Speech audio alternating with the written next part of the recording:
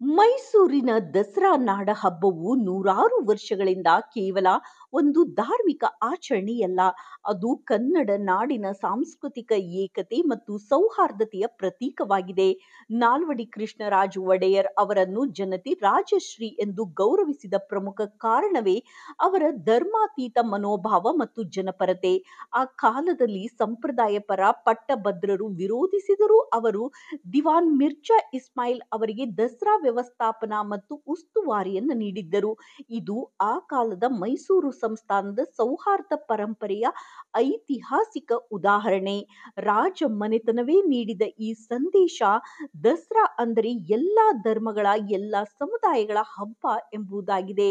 ಈ ಪರಂಪರೆಯ ಬೆಳಕಿನಲ್ಲಿ ನೋಡಿದಾಗ ಇಂದಿನ ದಸರಾ ಉದ್ಘಾಟನೆಯಲ್ಲಿ ಬಾನು ಮುಷ್ತಾಕ್ ಅವರನ್ನು ಆಹ್ವಾನಿಸಿರುವ ಕುರಿತು ಅಪಸ್ವರವೆತ್ತುವುದು ತಪ್ಪು.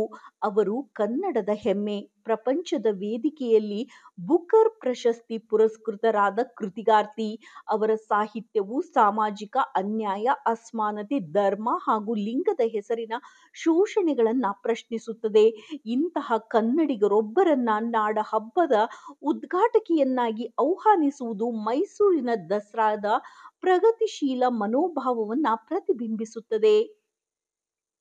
ಅಪಸ್ವರ ಎತ್ತಿ ವಿರೋಧಿಸುವುದಕ್ಕಿಂತ ಸೌಹಾರ್ದ ಮತ್ತು ಸಹಭಾಗಿತ್ವವೇ ದಸರಾ ಹಬ್ಬದ ನಿಜವಾದ ಅರ್ಥ ಎಂಬ ನಾಲ್ವಡಿ ಕೃಷ್ಣರಾಜ ಒಡೆಯರ್ ಅವರ ಕಾಲದಿಂದಲೂ ಉಳಿದಿರುವ ಈ ಸಂದೇಶವನ್ನ ಮರೆಯಬಾರದು ಮತ್ತು ಅದನ್ನು ಎತ್ತಿ ಮೆರೆಸಬೇಕು.